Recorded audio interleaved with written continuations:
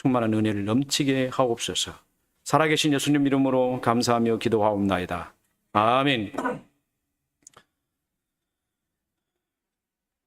하나님 말씀은 요한복음 19장 30절입니다. 한 절 말씀입니다. 요한복음 19장 30절.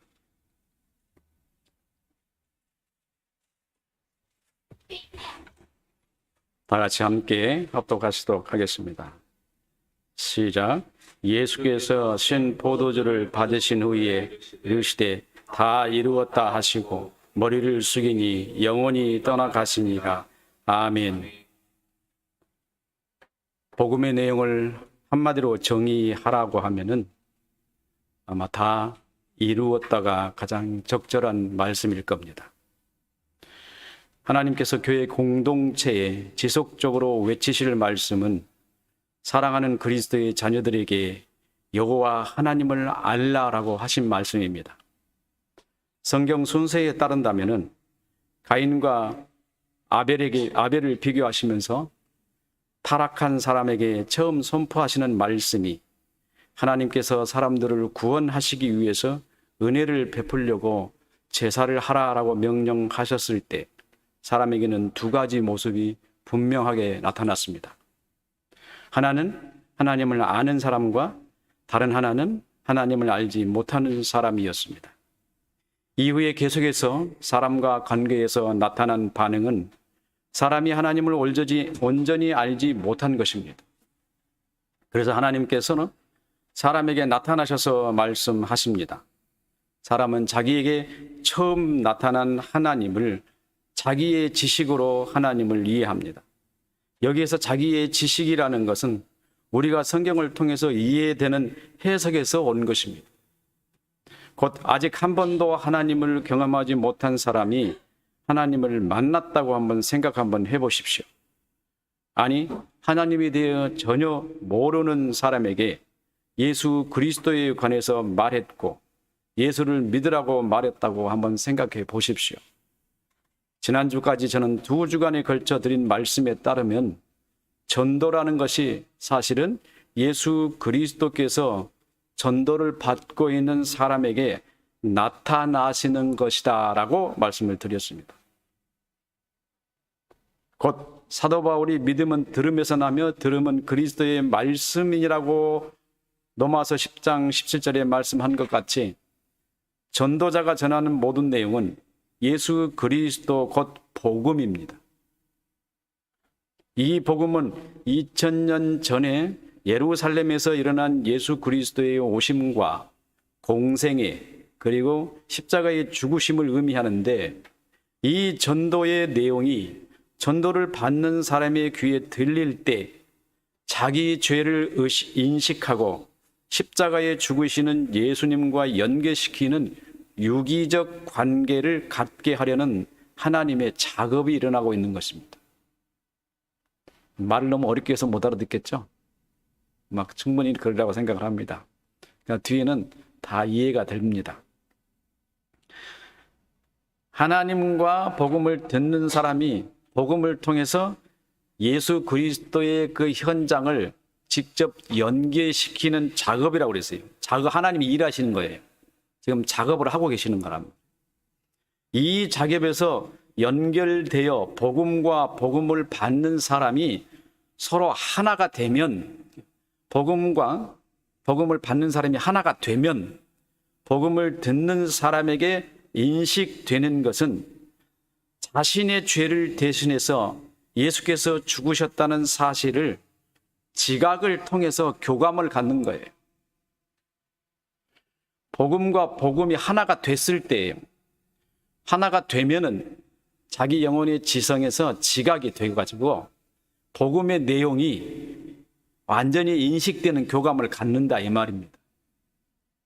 예수께서 죽으시는 사실이 자기 죄 때문이라고 인정하게 될 때 비로소 그리스도의 십자가 사건의 주인공은 예수 그리스도이시고 이 사건의 조연은 바로 여러분이고 여러분이 여러분의 죄를 죽이기 위해서 예수 그리스도가 죽을 때까지 고통을 가하여 죽임으로 여러분이 죄를 죽인다는 것을 인식하게 됩니다. 복음은 바로 이거를 가리키고 있어요. 복음은 여러분이 예수를 죽이되 그 예수를 죽이는 게 아니고 그 예수 안에 있는 여러분의 죄를 죽이는 거라는 거예요. 그래서 복음을 들을 때 이게 인식되어져야 합니다. 우리가 처음부터 복음을 이렇게 들었더라면 지금 여러분이 이 복음을 들을 때 이렇게 어렵지 않을 거예요. 처음에는 믿기만 해. 그리고 고백해.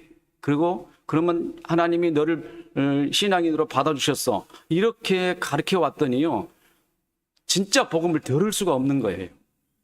진짜 복음이 여러분과 교감을 갖게 되면은 그 복음이 영화처럼 여러분에게 적나라하게 보여주면서 뭘 말하냐면은 여러분이 그 예수 안에 여러분의 죄를 전가시키고 그리고 예수를 죽이고 그리고 그 장면을 통해서 여러분 죄가 용서받고 또 다시 살아나는 것을 느끼는 게 복음이었단 말입니다.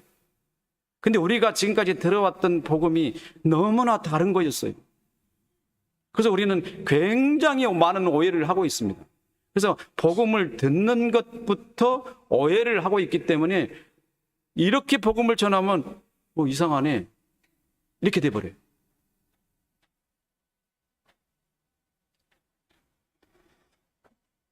우리가 처음부터 이와 같은 내용으로 복음을 들었다면 이 내용으로 여러분은 회개를 할 겁니다. 아, 내가 예수를 죽였구나. 내 죄가 예수 안에서 죽었구나. 여기까지 여러분을 이해할 거란 말입니다. 그런데 그렇게 안 하고 예수는 유대인이 죽였어요. 그래서 2000년 동안 유대인들이 얼마나 많은 핍박을 받았는지 모릅니다.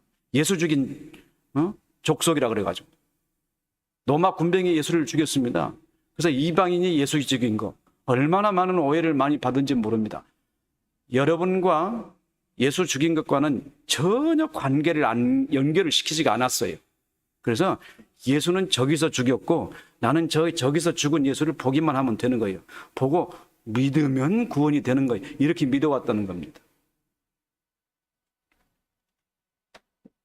그렇다면 여러분은 여러분의 죄를 예수 그리스도께 전가하고 예수 그리스도 안에 있는 여러분의 죄를 죽이기 위해서 예수 그리스도를 죽이지 않으면 안 된다는 사실을 복음을 통해서 알아야 되는데 잘못되게 이해해 왔었습니다.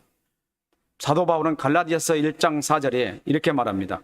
그리스도께서 하나님 곧 우리 아버지의 뜻을 따라 이 악한 세대에서 우리를 건지시려고 우리 죄를 대속하기 위해서 자기 몸을 주셨으니, 내어주심의 교리예요. 자기 몸을 우리에게 주셨으니, 이렇게요.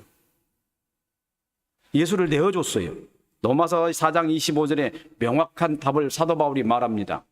예수는 우리가 범죄한 것 때문에 내어줌이 되고 내어줬어요. 내어줌의 교리가 엄청난 교리라고 지난 시간에 여러분의 말씀을 드렸습니다. 도르토 신경을 강해하면서 4시간에 걸쳐서 이 이야기를 상세하게 설명을 드렸습니다. 우리가 범죄한 것 때문에 내어줌이 되고 또한 우리를 의롭다 하시기 위하여 살아나셨느냐. 이것을 다 이해를 하면은 복음을 다 이해한 거예요. 복음을 다 이해한 여러분들은 지금 천국 가도 아무 문제가 없어요. 사도 요한은 요한일서 4장 10절에 사랑은 여기 있으니 우리가 하나님을 사랑한 것이 아니요. 근데 아르미니우스 주의자들은 뭐라고 말하냐면 사랑해라, 사랑해라, 믿어라. 제가 자꾸 아르미니우스 주의자들 얘기를 많이 하고 이런 사람들 얘기를 많이 하니까 여러분 듣기가 좀 거북스러운 분들이 계실 수도 있어요. 왜냐하면 아르미니우스 주의자들은 인간의 본성으로 믿는 사람들이기 때문이에요.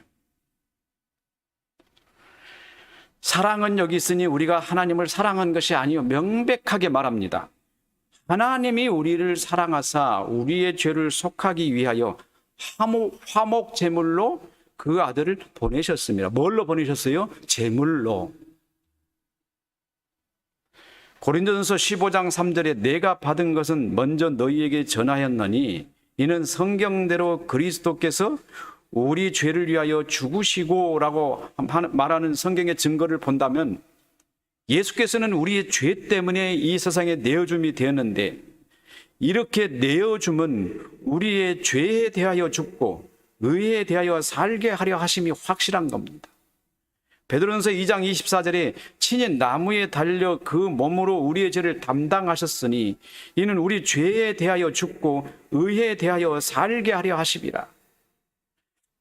그가 채찍에 맞음으로 너희는 나음을 얻었나니라고 말했지만 이거는 사실 선지자 이사야의 말을 이사야 53장의 말을 인용해서 이 말을 한 겁니다. 선지자 이사야 53장의 말을 제가 읽어드리겠습니다. 우리의 전한 것을 누가 믿었느냐? 여호와의 팔이 누구에게 나타났느냐?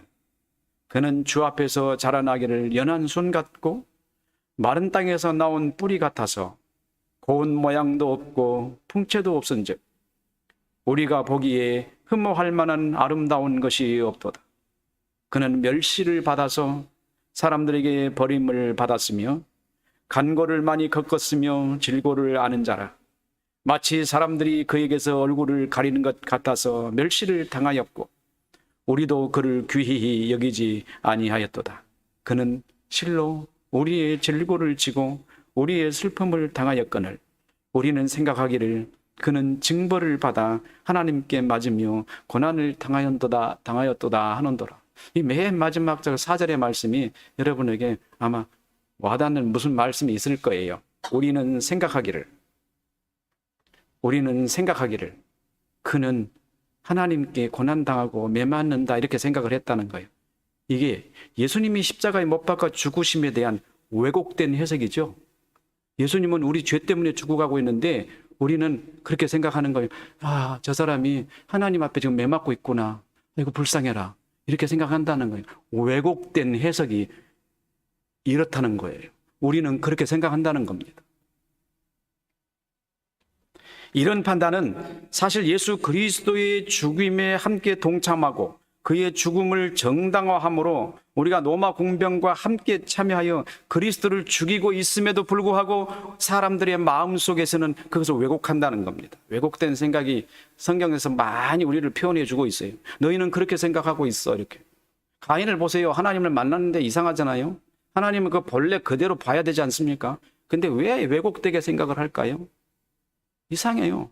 아무리 성경을 읽어봐도 말도 안 돼. 성경을 다르게 읽어보면요 말이 안 되는 겁니다. 하나님을 봤는데 그럼 보면 본대로 해석을 해야 되는데 본대로 해석을 안 하는 겁니다. 봤는데 이상한 게 나와요. 이상한 결론이. 그래서 여러분들을 제가 뭐라고 말했습니까? 오염물이 가득 들어있는 항아리라. 진리가 들어가니까 왜곡시켜버리더라. 우리가 본래 그런 사람이에요. 이사야 선지자도 말해요. 하나님이 그렇게 엄청난 일을 행했는데 우리는 그것에 대해서 잘못된 생각을 가지고 있었다. 그가 찔림은 우리의 허물 때문이요. 그가 상함은 우리의 죄악 때문이라. 그가 징계를 받음으로 우리가 평화를 누리고 그가 채찍에 맞음으로 우리는 나음을 받았도다. 우리는 다 양 같아서 그릇 행하여 각기 제 갈 길로 갔거늘 여호와께서는 우리의 모든 죄악을 그에게 감당시키셨도다. 이사야 선지자가 모든 사람들을 보고 뭐라고 말한 줄 아세요? 모든 사람들을 소경이라고 그랬어요. 하나님 말씀을 듣지 못하는 소경이. 너희는 소경이라. 하나님의 눈에 보여주신도 보지 못하고 다른 방법대로 해석하고 성경은 명백하게 항상 처음부터 끝까지 너희는 하나님을 모른다. 그리고 하나님의 은혜를 받은 사람은 하나님을 안다. 두 가지로 명백하게 선을 긋고 있습니다. 그래서 나는 하나님을 아는 사람인지 모르는 사람인지 항상 가인 앞에 아벨 앞에 서봐야 한다는 것. 섰더니 내 생각 속에서 이해하는 하나님이 가인처럼 생각하면은 하나님을 모르는 사람이고 아벨처럼 생각하면 하나님을 아는 사람이에요. 우리의 거울입니다. 그가 곤욕을 당하여 괴로울 때 그의 입을 열지 아니하였으며 마치 도수장으로 끌려가는 어린 양과 털 깎는 자 앞에서 잠잠한 양같이 그의 입을 열지 아니하였도다. 한번 생각해 보세요. 예수님께서 지금 십자가에 못 박혀 죽으시면서 도수장으로 끌려가시면서 한마디 말씀을 안 하신다는 거예요. 왜 그럴까? 왜 말을 안 하실까? 힘들어, 고통당하시고 아파, 원수처럼 생각해야 할 원수들인데 자기를 죽이는 분들한테 사람들한테 말을 안 하신다. 그 이유가 뭘까요? 좀 가만히 때려라. 너무 아프다, 고통. 뭔가를 좀 하셔야 되잖아요. 잠잠하게 말을 하지 않으셨다. 왜 그럴까요? 제가 말씀을 드렸죠. 예수님 안에는 뭐만 있다 그랬어요? 하나님 말씀만 있습니다. 예수님 안에는 진리만 있습니다. 예수님 안에는 사랑만 있습니다.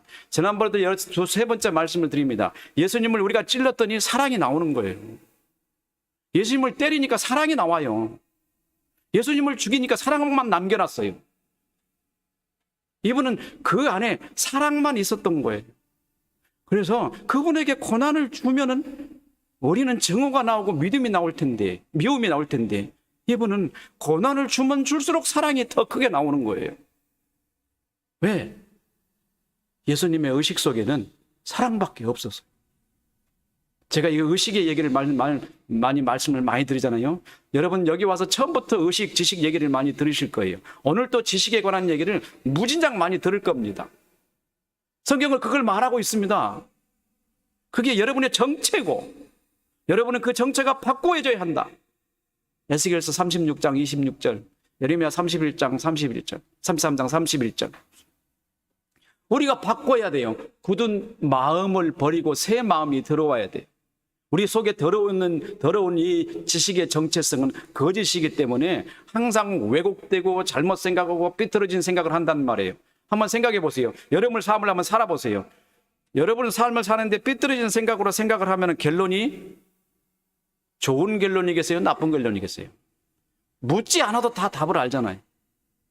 우리 속에 들어있는 거짓된 지식은 항상 우리를 불편한 삶으로 인도하고 문제가 있는 삶으로 인도하고 고통스러운 삶을 살도록 만들어냅니다.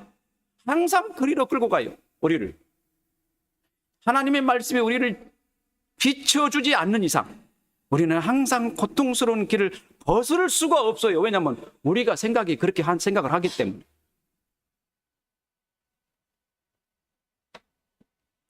그가 자기 영혼에 수고한 것을 보고 만족이 여길 것이라. 나의 의로운 종이 자기 지식으로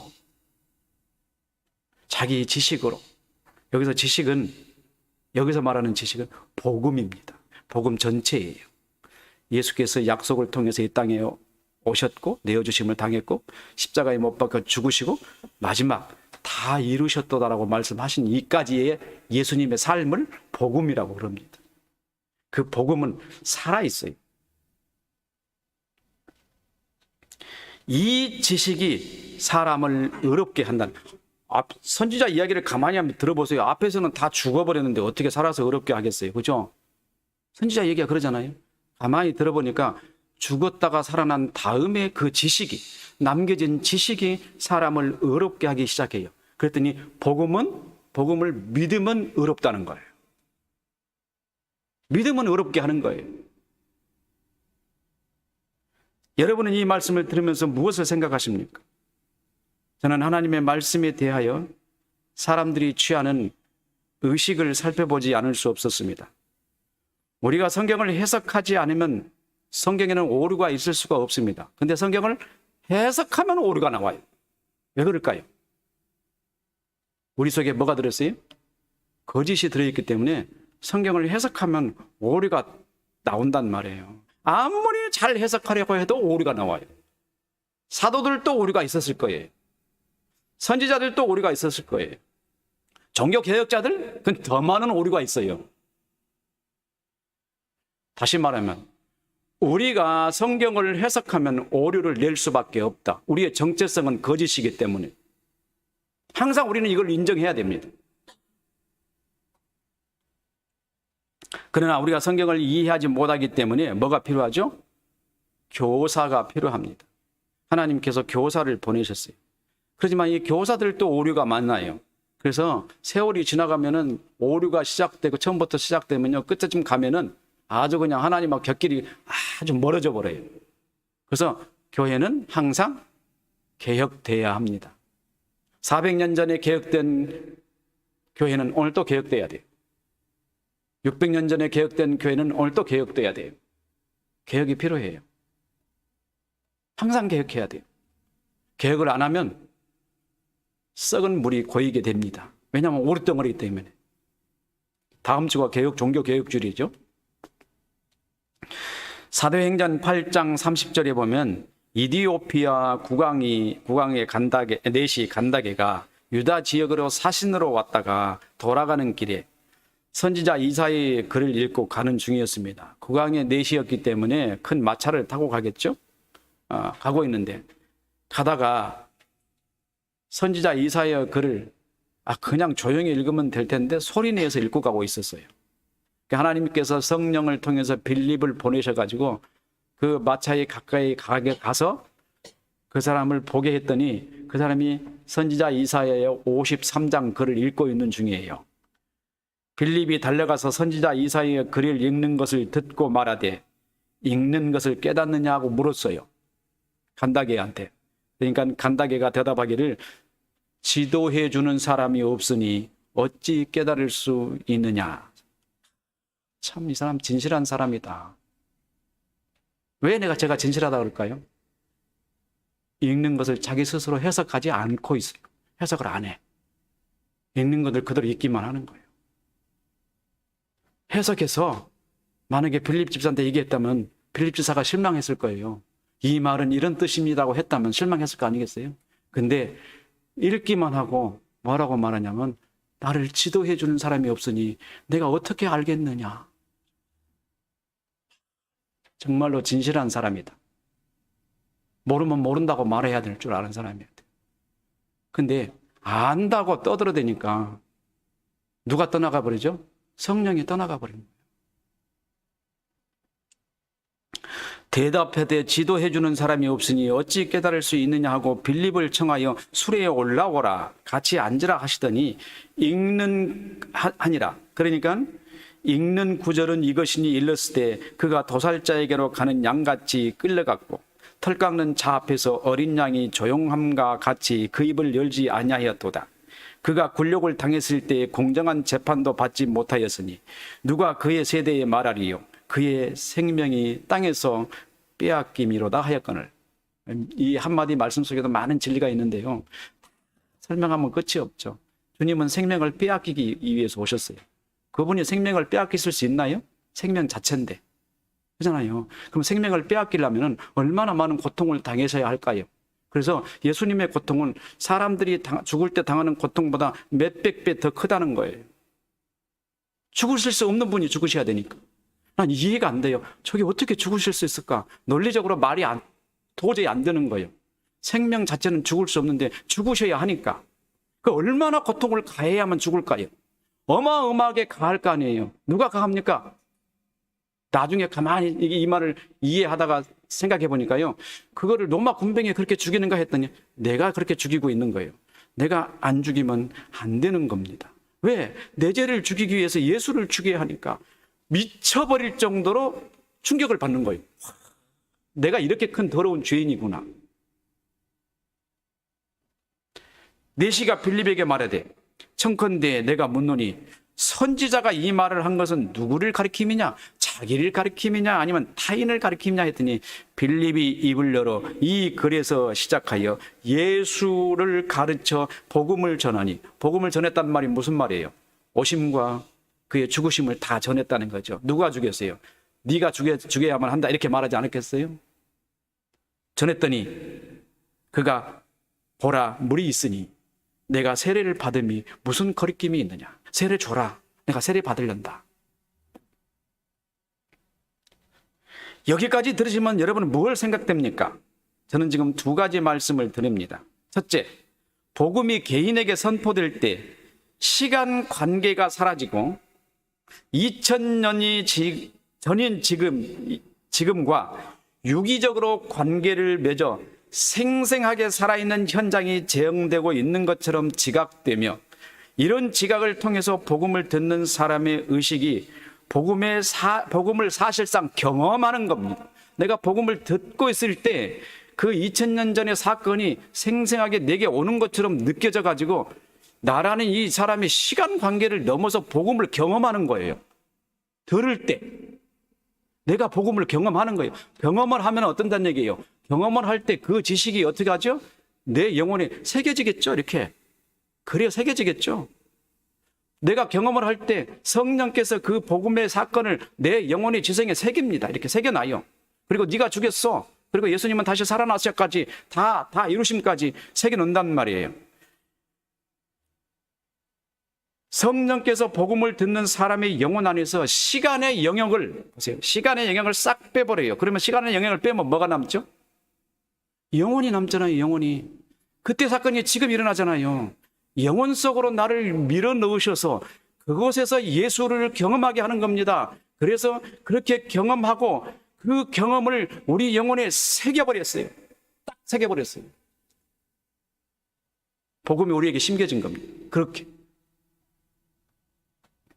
이렇게 사람의 지성에는 예수 그리스도의 십자가의 복음이 자기와 관계를 갖게 되고 자기의 죄가 예수 안에서 죽게 되고 예수의 부활과 함께 새로운 생명이 자기 안에 심겨진 그 지식으로 시작하죠. 내 안에 복음이 심겨진 그 지식으로 내가 삶을 시작하는 거, 새로운 삶을. 이게 에스겔서 36장 26절에 예언한 그 내용이에요. 이제는 그 율례와 법들을 너희 여러분의 마음에 새겨버리겠다 하시더니 그렇게 새기시는 거예요. 그래서 새겨놨어요. 두 번째, 복음이 사람의 지성에 새겨질 때 예수 안에 있는 삶이 복음의 지식으로 이입됨으로 사람의 생명으로 거듭나는 것은 어떤 새로운 영이 들어온 게 아니라 내 영혼 안에, 지성 안에 기록된 그 복음의 내용 때문에 내가 거듭나는 거예요. 이렇게 복음이 우리에게 적용되는 이 모든 말씀을 들을 때 복음이 지식화되고 지식화된 복음은 일반 세상의 어떤 철학자들의 지식과 다르게 살아있고 생명이 있으며 사람을 살게 하는 생명체라는 사실을 부인할 수 없습니다. 그 복음은 영혼에 속한 거예요. 복음은 시간에 속한 거라면 이전 2000년 전 사건이기 때문에 믿을 수가 없어요. 믿어도 효과가 있는지 없는지 몰라요. 그러나 영혼에 속한 거라면 지금 여러분이 충분히 믿어도 절대 후회가 되지 않습니다. 지금 일어난 사건이기 때문에. 그래서 뭐라고 말씀드렸어요? 시간과 영혼은 창조 세계 안에서 서로 유기적으로 하나의 세계라고 말씀을 드렸죠. 여러분이 시간의 의식을 배제해버리면 영혼만 남아요. 근데 사람은 이 영혼의 의식을 가질 수가 없다는 거예요. 너무나 안타까워요. 하나님의 말씀은 사람의 지성에 복사본처럼 새겨져도 사람의 생명이 된다는 이 신비에서 우리는 감동하지 않을 수가 없습니다. 하나님의 말씀은 살아있습니다. 그 말씀은 하나님으로부터 온 영이고 사람에게, 우리에겐 지식입니다. 제가 지금까지 복음을 전함에 있어서 이 지식의 중요성에 관한 말씀을 드린 이유를 오늘 여러분에게 충분히 설명을 드린 것 같습니다. 지식이 이렇게 중요하다. 이 지식이 여러분의 지성에 새겨줌으로 여러분의 정체성이 되고 여러분은 이 지식의 사람이 되며 이 지식이 여러분의 의식을 일으켜 여러분으로 이 지식의 사람이 되는 건데 그 지식의 사람이 뭐죠? 복음의 사람이잖아요. 거듭난 사람.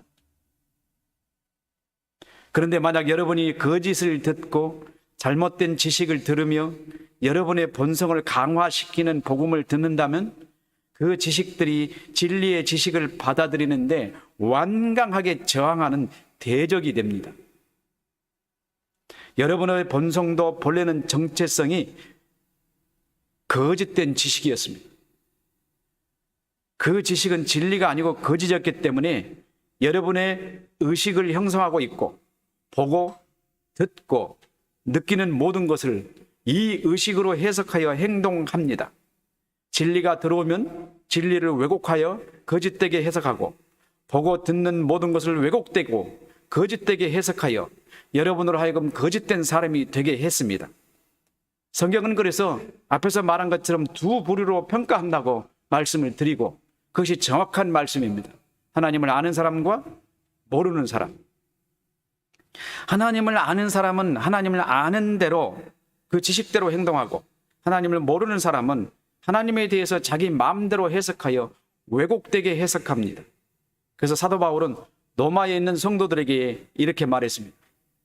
로마서 1장 21절에 하나님을 알되 하나님을 영화롭게도 아니하며 감사하지도 아니하고 오히려 그 생각이 허망하여지며 미련한 마음이 어두워졌나니. 참 이걸 읽으면서 한때는 오해 이상할 생각을 많이 했어요. 하나님 전제는 그래요. 주어가 하나님을 안다. 그런데 아는데 영화롭게 아니한다. 그리고 감사하지도 아니하고 오히려 생각이 허망하여지며 미련한 마음이 어두워졌다. 아무리 생각해도 이해가 안 되는 거예요. 앞에 말에 로마서 1장 21절을 한번 보세요. 여러분들이 앞에 말에 보면은 하나님을 안돼요. 근데 하나님을 영화롭게 안 한대요. 그 다음에 감사하지도 않았대요. 생각이 허망하여지며 미련하며 어두워졌대요. 도무지 이해가 안 돼요. 아는 사람이 아니어야 되는데 하나님을 안다고 말했어요. 그래서 이해가 되기를 7장에 가서야 이해가 됩니다. 아, 이런 사람이었구나. 사람이 어떻게 해요? 자기 본성으로 하나님을 이해하는 사람이 있어요. 자기 본성으로 하나님을 이해하니까 어떻게 해요? 하나님을 항상 왜곡시킵니다. 이스라엘 백성들이 하나님을 잘 알죠? 성경을 읽고 있잖아요. 하나님 말씀을 받았잖아요. 시내산에 올라가서 어떻게 했습니까? 하나님을 만났지 않습니까? 호렙산 꼭대기에서 번쩍거리는 하나님의 그 놀라운 현장을 만났습니다. 뇌성이 일어났고 번개가 나타났습니다. 이스라엘 장로들과 백성들이 다 그걸 분명히 보았습니다. 아무도 안 봤다고 할 수가 없습니다. 다 봤기 때문에. 근데 그들이 내려와서 40일도 안 돼서 그들이 한 일이 무슨 일인지 아세요? 그들이 전부 금부치를 모아가지고 불 속에다 집어넣었더니 그 불 속에 집어넣은 금부치가 황소 우상이 돼서 나왔답니다. 여러분 믿을만 해요? 하나님을 본 사람들인데 그 일이 가능합니까? 하나님을 경험한 사람들인데 거기서 분명히 말씀하시기를 우상을 만들지 말라라고 하셨는데 내려와서 우상 만들었어요. 하나님을 알되 하나님을 영화롭게도 하지 아니하고 감사치도 아니하고 그 뒤에 말씀이 뭔지 아세요? 스스로 지대에 있다 하나 어리석게 되어 23절 썩어지지 아니하는 하나님의 영광을 썩어질 사람과 새와 짐승과 기어다니는 동물 모양의 우상으로 바꾸었느니라. 로마서 1장 18절부터 25절까지가요. 기독교의 핵심적 사고를 제공해 주는 장입니다. 인식론. 너무너무 중요한 장이에요. 여기서 너희는 거짓되고 타락해서 너희는 하나님을 왜곡한 사람들이야. 너희는 생각이 도무지 잘못된 생각을 하고 있어를 말하고 있어요. 그러므로 하나님께서 그들의 마음을 정력대로 더러우면 내버려 두사가 무슨 말이세요? 제 마음대로 살도록 내버려 둬버렸어요. 네 마음대로 살아라. 그래서 수근수근하고 분내고 당짓고 시기하고 질투고 원망하고 싸우고 이게 사람들이 하는 일이에요. 왜 분내고 당짓을까요? 그들의 지식이 거짓되어 있으니까 분밖에 낼 수 없어요. 당짓는 것밖에 할 수 없어요. 진리가 그를 지배하지 않고 있죠. 제가 여러분을 향하여 두 번째 말씀을 드립니다. 오염물이 가득 채워진 항아리에 비유한 것. 여러분이 이제 충분히 이해할 겁니다. 아, 나는 오염물이 가득 찬 항아리야. 고백을 하셔야 돼요. 그리고 하나님 앞에 늘 부르짖어야 돼요. 내게 진리를 주십시오. 내가 진리로 사고하고 생각하게 하십시오. 호세아 선지자가 말합니다.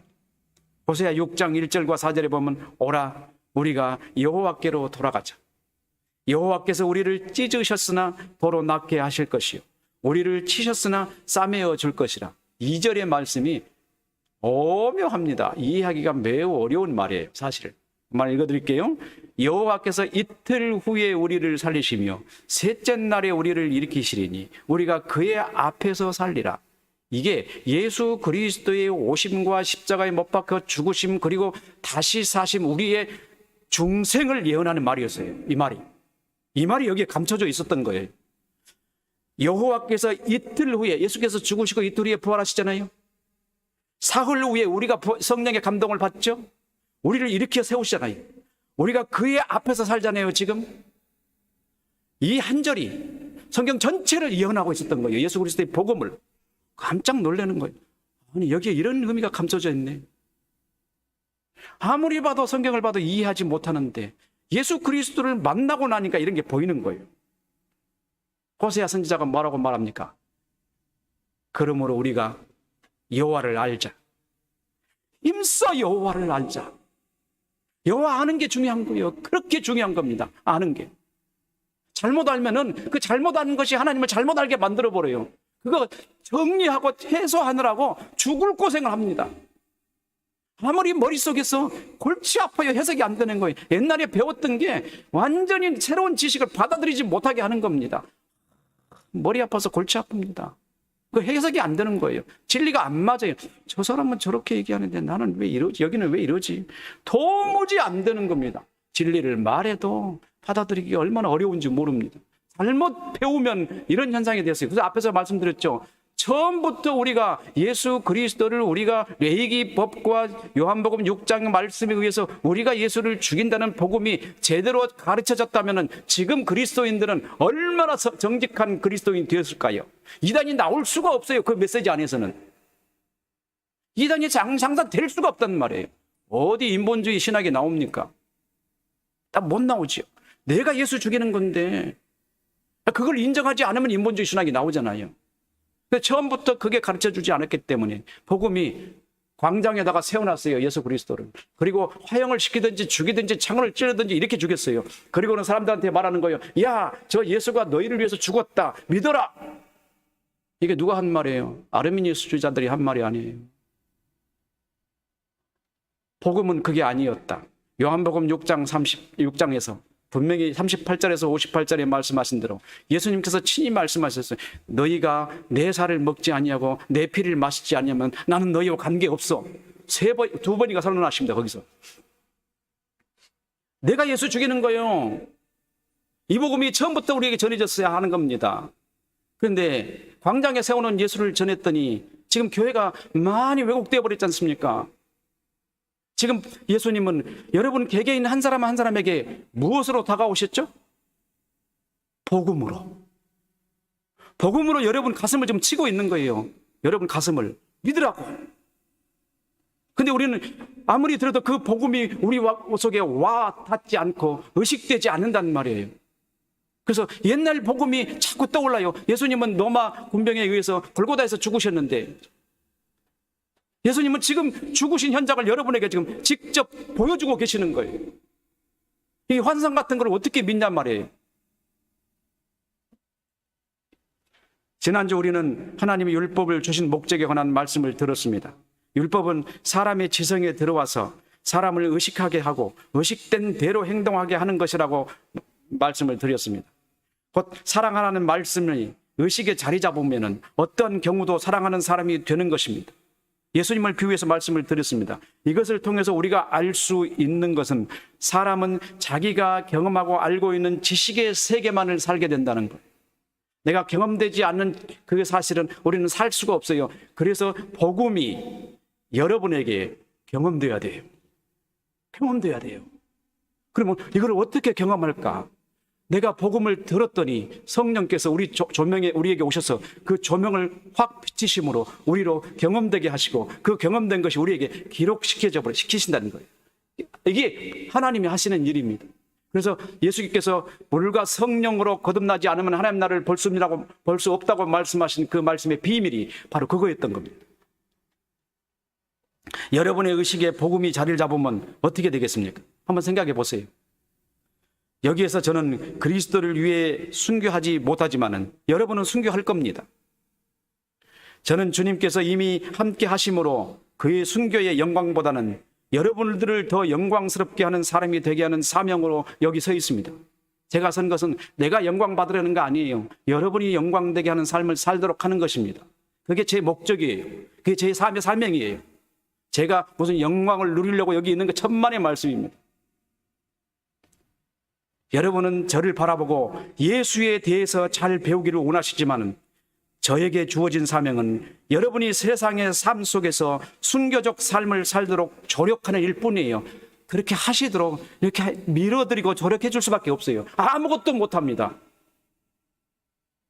저는 그리스도의 종으로 여러분 앞에 서 있습니다.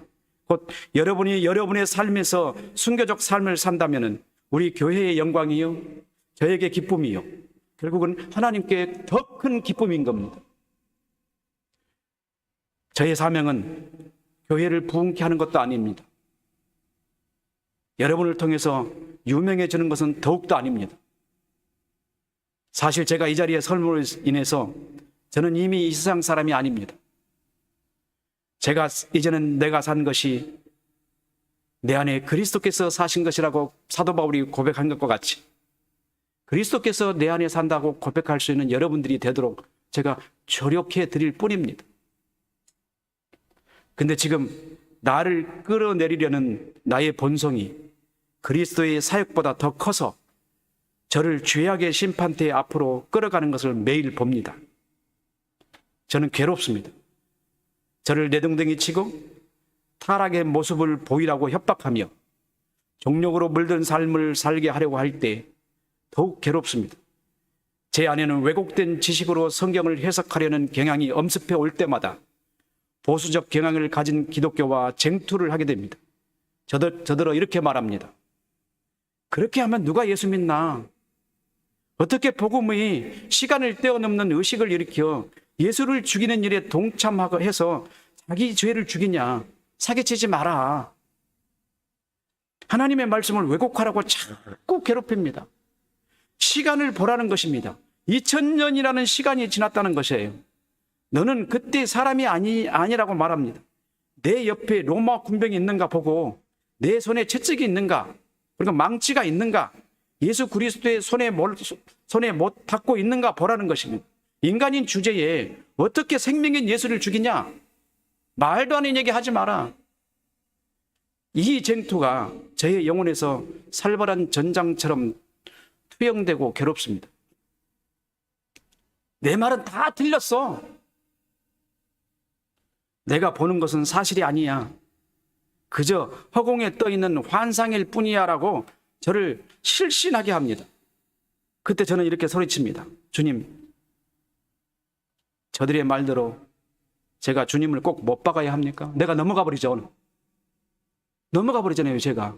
자꾸 그러니까. 어떻게 그럴 수 있어? 말도 안 되는 소리 하지 마, 그러니까. 제 의식에서 제가 넘어가요. 맞아. 내가 주님 못 죽여. 이런 생각이 자꾸 떠오르는 거예요. 나를 유혹하여 넘어뜨리게 만들려고. 주님께서 저를 바라보십니다. 가시관에 찔린 피를 흘리시는 얼굴로 저를 향하여 바라보십니다. 그때 주님의 눈을 보십시오. 여러분 상상해 보십시오. 온 세상이 주님의 눈 안에 들어 있습니다. 그 눈의 빛은 어두운 저를 완전히 집어삼켜 버립니다. 주님의 눈빛은 피할 수 없습니다. 사랑의 눈빛, 저의 의식에는 주님의 눈빛이 너무 생생하게 다가오고 내가 내 죄를 죽이지 않으면 나와 아무런 관계 없어라고 외치시는 호통 소리처럼 요한복음 6장의 말씀이 또 들려옵니다.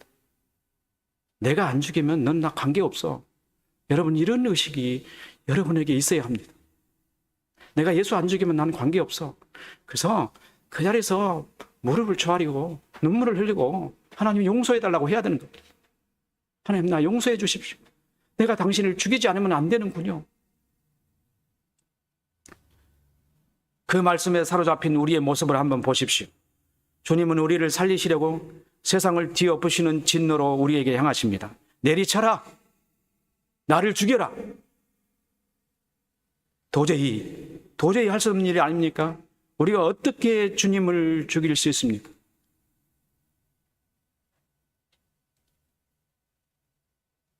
우리의 어두운 눈이 그를 미워했고 우리의 캄캄한 마음이 그를 몰랐으며 우리 무지한 채찍질로 그를 내리쳤고 우리 악독한 혀가 그를 정죄했으며 우리의 폭력의 손길이 그 몸 멍들게 때렸으며 살인자의 본받아 우리는 그를 찔렀어.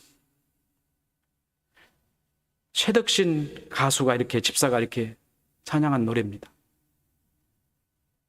우리의 어두운 눈이 그를 미워했고 우리의 캄캄한 마음이 그를 몰랐으며 우리의 무지한 채찍질로 그를 내리쳤고 우리의 악독한 혀가 그를 정죄했으며 우리의 폭력의 손길이 그 몸 멍들게 때렸으며 살인자의 본받아 우리는 그를 찔렀소. 우리는 그를 죽였지만 그는 살아나셨고 우리의 악함을 벗기셨어. 너무 시가 좋잖아요. 이렇게 할 수 없구나. 할 수 없잖아요. 우리가 할 수 없는 이 일을 하나님은 하게 하셨습니다. 우리가 할 수 없으니까, 우리가 못하니까, 못할 걸 아셨어요. 이스라엘의 눈을 어둡게 하고 로마 군병의 눈을 어둡게 했습니다. 무슨 말이에요? 로마 군병이 이분이 메시아인 걸 알아보지 못하게 했고 이스라엘 백성들이 그가 메시아임을 알아보지 못하게 했던 거예요. 우리 눈이 그가 메시아인 걸 알아보지 못하게 했습니다. 그래서 우리는 인정사정 없이 예수님을 향하여 내리치고 그를 채찍질하고 그를 찔리고 그를 죽였지만은 다 죽이고 나니까 그 경험이 우리 영혼에 기록되었고 기록된 그 경험이 성령이 우리를 비추자 우리의 눈이 열려버렸습니다. 우리가 눈이 열린 눈으로 주님을 바라보니까 그가 메시아였던 거예요. 경험이 없이 어떻게 예수를 만날 수 있습니까? 이스라엘 눈을 어둡게 했고 로마 군병을 눈을 어둡게 했습니다. 우리는 인정사정 없이 주님은 우리에게 중임을 당하시는 것이었습니다. 하나님께서 우리에게 죽으시기 위해서 우리 눈을 어둡게 해버린 것입니다. 우리의 어두운 눈도 우리가 어두운 것이 아니라 하나님이 어둡게 했습니다. 제자들이 왜 주님을 죽으시기까지 예수님을 하나님의 아들로 알지 못한 것을 이제야 깨닫습니다. 예수를 따라다니는 제자들이 그래 엄청난 기적을 보고도 그가 메시아인 것을 알아볼 수 없어야 합니다. 알아보면 안 됩니다. 하나님이 그들을 감췄어요. 만약에 알아보면 어떻게 되겠어요? 베드로가 말한 대로 칼을 옆구리에 차고 그럴 거예요. 당신이 죽으시면 안 된다고 막을 거 아니겠습니까? 그럼 예수님이 죽으시겠어요? 안 죽을 거 아니에요. 안 죽으면 무슨 일이 안 생기죠? 여러분의 죄가 용서를 못 받는 거예요. 예수가 안 죽으면 이 일을 하나님이 하신 겁니다. 우리가 죽지 않은 그 문제 때문에 하나님은 그 일을 성취시키기 위해서 우리의 세상의 모든 눈을 다 어둡게 만드셨습니다. 그래서 우리는 어두웠고 예수가 하나님의 아들이신 것을 몰랐습니다.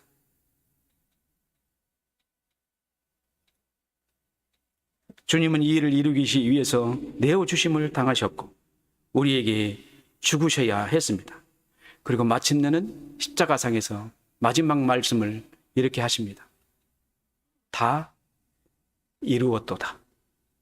무엇을 이루셨죠? 하나님이 하라고 하신 그 약속된 모든 말씀을 다 이루시고 우리를 구원하셨던 거예요. 기도합시다.